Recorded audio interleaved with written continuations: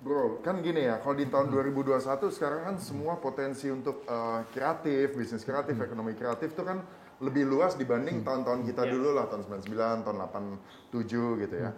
Mungkin kalau zaman dulu, anak-anak selalu pengennya jadi ya insinyur, jadi dokter, dan sebagainya macamnya.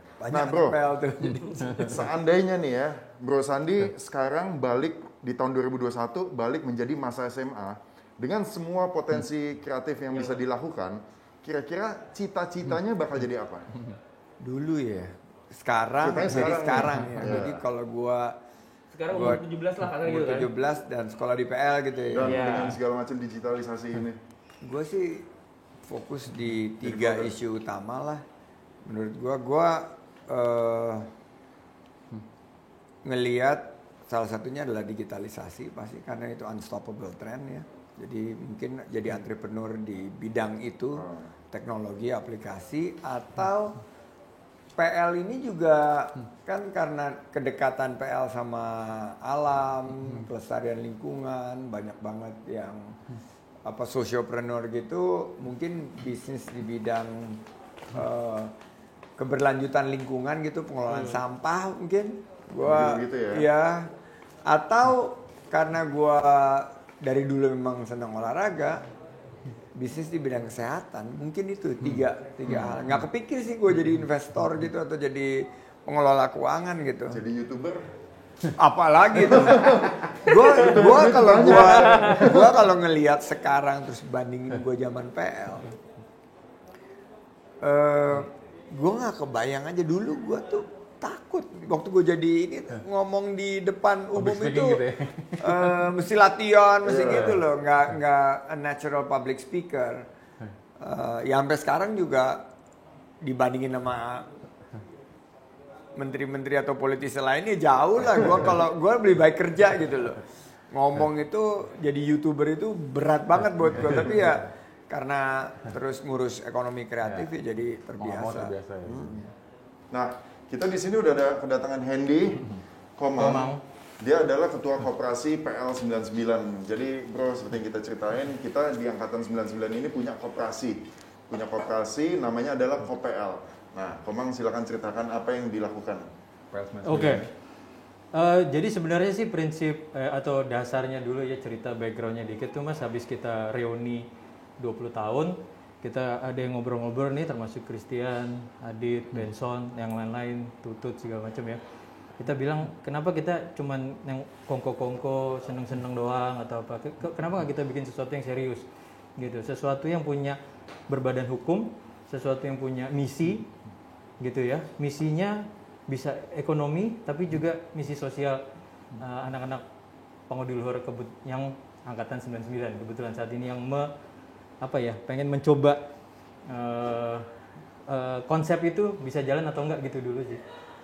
Kita berkomitmen yang penting kita konsisten minimal 1-3 tahun ke depan karena itu masa bakti kepengurusan pengurus koperasi PL 99. 3 tahun nih.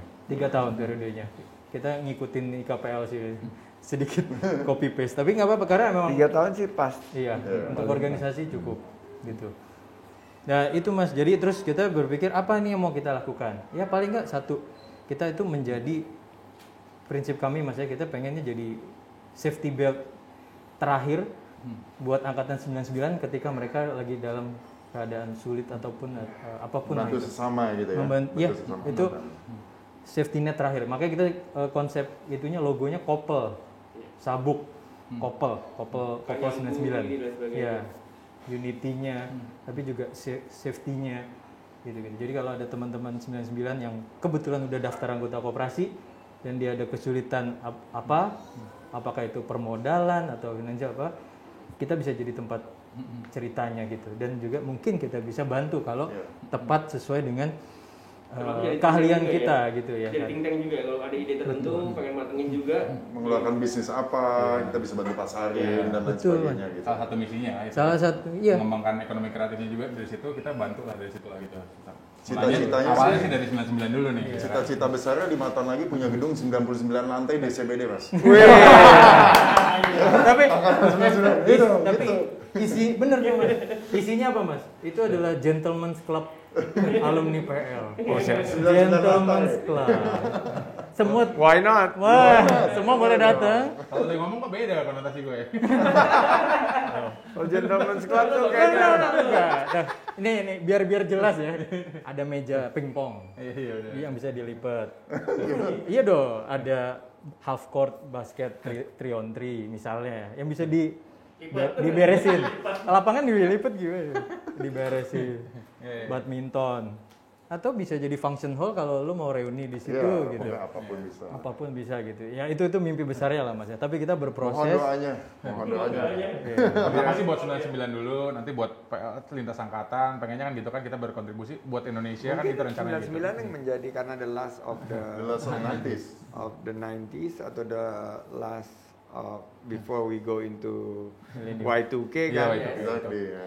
Itu jadi cornerstone kita, setiap angkatan bermuaranya di situ. Betul. Ya. Betul.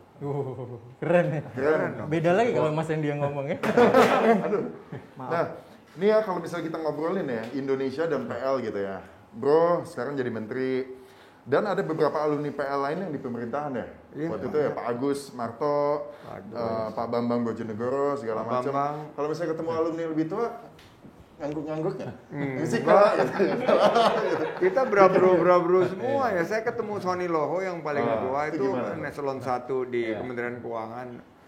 Itu ya kita Bro aja gitu. iya, PL Brotherhood. Iya. Ya kalau di depan orang Iya. lagi rapat ya panggilnya Pak. dengan title dan posisinya beliau. Tapi kalau lagi ini sih bisik-bisik sih ketawa-ketawa gitu lah. Apalagi kalau rapat kabinet tuh gitu ada Wakil Menteri Keuangan, PL, Bambang Brojonegoro, Menteri Bapenas ya waktu itu. waktu itu Menteri Riset dan Teknologi. Ada Wakil Gubernur BI, Pak Dodi. Terus Ketua Kadin waktu itu ada Pak Rosan yang jadi Dubes. Terus ya banyak yang inilah yang jadi penentu kalau di bisnis juga hebat-hebat juga kan di banyak juga yang aktif gitu. Kalau di pemerintahan misalnya ketemu sesama, tahu nih anak PL. Kalau misalnya kita ya, misalnya di dunia pekerjaan gitu ya, misalnya kita ketemu, misalnya either partner atau vendor atau siapapun tahu, lu dulu PL angkatan sekian, pasti somehow kita udah ngerti bahwa ini Cara the kerja. job gets done. Kalau misalnya tahu anak PL gitu, karena udah punya value-value yang tadi, karakter dan lain sebagainya. Trust juga ada ya. Bro juga ngeliat gitu nggak sih? Di pemerintahan ya. Gitu Jadi goal oriented dan value PL itu juga kerasa gitu loh. Bahwa ya kita mungkin sama-sama sekarang bagian daripada ASN community gitu, tapi kita ya punya value PL yang nggak luntur gitu loh. Kita ingin ya berbakti untuk bangsa dan kita selalu bilang bahwa kalau mau nyari untung sih di dunia usaha gitu loh. Tapi kalau mau di pemerintahan ya harus mengabdi itu rule-nya seperti itu. Dan di PL itu kan juga belajar kita kontributif ya, apa yang kita legacy yang kita mau tinggalkan di institusi di mana kita bekerja gitu.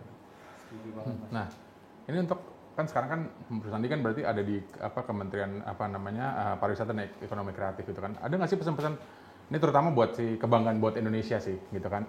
Maksudnya buat anak PL gitu kan. Anak PL kan selalu bangga bahwa gua anak PL gitu kan. Gitu kan maksudnya dalam artian ketika masuk dunia kerja pun yang kita bangga bukan kita kuliah di mana dulu, tapi gua kuliah karena gua dulu SMA di PL gitu. Gitu. Nah, terus ini kaitannya dengan budaya gitu kan. Kebanggaan akan Indonesia gitu. Nah, boleh nggak kasih pesan-pesan buat anak PL dalam artian kalau Korea kan bisa infiltrasi kemanapun dengan budaya mereka kan, ada dengan K-popnya, dengan drakornya dia dan segala macam gitu. Ada nggak sih pesan-pesan buat kita supaya budaya kita nih oke lah nggak usah yang lu nggak harus paksain untuk tari-tarian daerah dan segala macam atau apa, tapi punya satu kebanggaan yang untuk dikembangkan lagi yang akhirnya jadi potensi untuk bangsa kita untuk jadi legacy yang tadi dibilang sama Bro Sandi kan gitu kan untuk Indonesia gitu.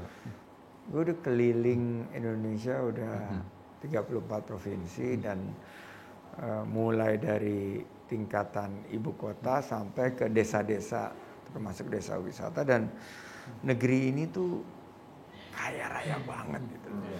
Dan kita punya selain daripada sumber daya alam yang selama ini kita banggakan, tapi sumber daya manusia kita sangat-sangat berpotensi. Nah, kalau kita bicara mengenai ekonomi kreatif, Korea itu di tahun 2005-2006 waktu dia lagi menyusun, kebetulan gue diajak Pak Presiden saat itu, Pak SBY, untuk kunjungan ke Korea, ke Seoul. Terus kita datang ke Kementerian Kreatif Ekonomi. Dulu kita belum punya nih Kementerian Ekonomi Kreatif. Dan di situ ternyata yang diperlukan itu bukan hanya talenta, bukan hanya peluang usaha, tapi justru adalah framework dari regulasi, dari apa insentif yang bisa kita berikan, apa perizinan yang dipermudah dan yang nggak ribet, dan permodalan yang bisa diberikan. Karena kan bisnis ini nih lu nggak bisa pegang nih. Kalau mobil bisa pegang barangnya. Ini intangible gitu ya. Ini kan idenya dia nih yang tiap tahun keluar, misalnya 71, 72, 73 sampai 76 ini gue nggak bisa pegang. Nah, di Korea yang akhirnya kemarin di 2019 kita golin itu adalah punya undang-undangnya. Jadi undang-undang tentang ekonomi kreatif. Nah, ini sekarang yang lagi kita mencoba untuk wujudkan sehingga industri ini nanti akan berkembang karena kekuatan dari hak kekayaan intelektual kita yang berbasis inovasi dan kreativitas. Jadi arahnya sih ke situ. Dan gue yakin it's a matter of time Indonesia akan menang Oscar. Gue udah ngomong berkali-kali, dan Grammy gue yakin mudah-mudahan nggak sampai bayi itu yang tadi sampai udah gede ya, tapi nggak 3-4 tahun lagi dari sekarang bisa jadi kenyataan. Itu mimpi.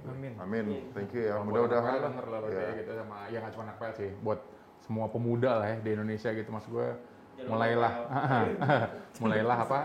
mulai inilah ya, mulai bangga akan Indonesia karena yang Indonesia yang sangat kaya banget lah gitu kan, maksudnya mulai sadar akan hal Ya, itu dan bangga buatan potensinya. Indonesia. Anak PL mestinya jadi bukan hanya yang kita ucapkan tapi yang kita lakukan ya.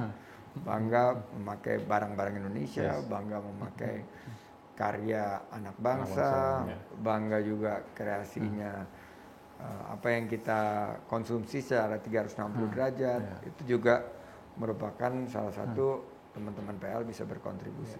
Oke, siap. Gue rasa ngobrolan kita yang serius-serius kita cukupkan dulu. Oke. Thank you, bro. Tapi masih ada 10 pertanyaan loh. Lanjut. Simple nih ya. Cepet-cepet aja jawabnya Cepet-cepet ya. nih ya.